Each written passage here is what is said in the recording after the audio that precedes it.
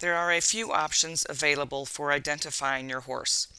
One of the presenters made a point of saying that nylon and rubber melt.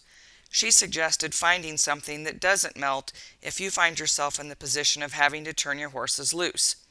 Leather doesn't melt. One option of which I am aware is a fetlock band that requires 32 pounds of force to break if it becomes entangled on something. It is nylon.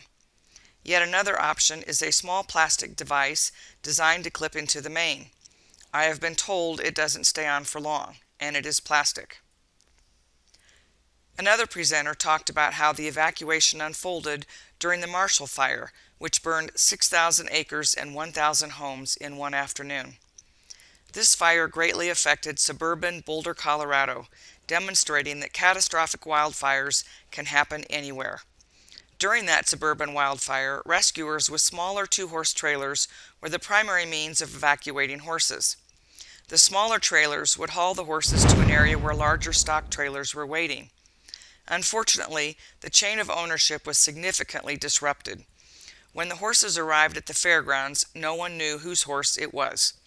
It was recommended that you have an index card totally filled out in advance, and you should be sure that index card accompanied the horse.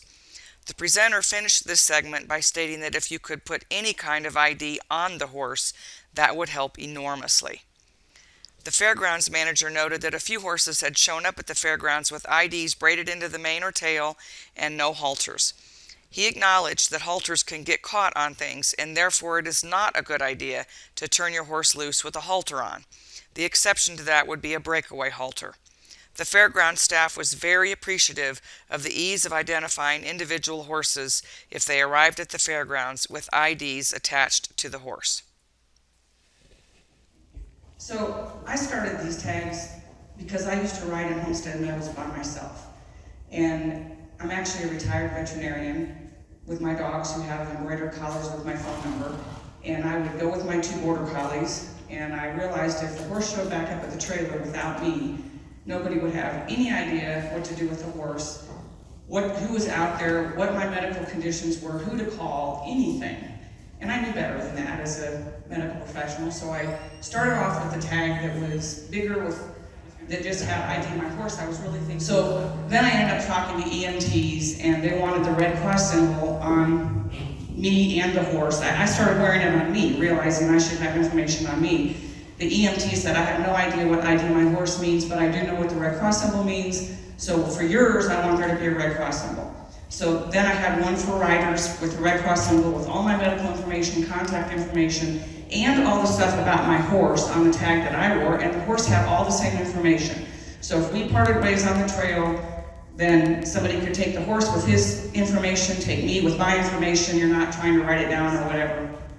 And so they said, I want reflective tape on the tag because in the middle of the night or in smoky conditions, I can't see your bay horse or your black horse or even your white horse if the smoke is really thick. So the latest iteration of the tags they're much smaller, they don't weigh anything, they're leather, they don't burn, they have all kinds of information inside in a plastic bag so that if you're riding and you get wet, your stuff doesn't go anywhere.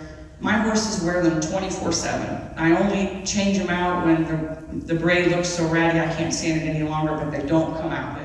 But they don't bother the horses. I was taking notes here. You talked about peace of mind.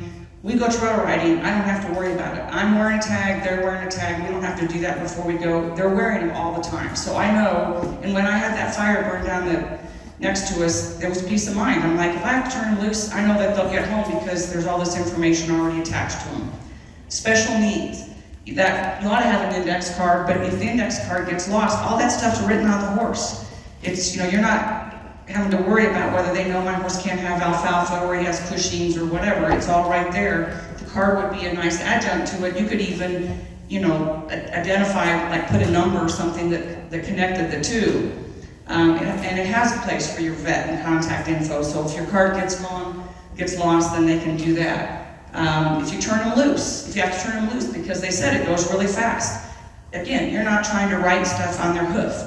I've been told by people that it lasts a day. I had a friend that said I was really on top of it. I wrote on their hooves and I wrote on their body, and I looked, at the end of the day, both of them were gone. So I wouldn't count on that to do it. Microchips are always brought up to me. They're awesome. They would be the final identifying factor if you said, this is my horse, but they're not going to wand 800 horses for the 1 or 2 or 3% that have microchips that haven't migrated. You know, and do you have that number, and is it current? Is your information current? That's not the best thing for an emergency like this.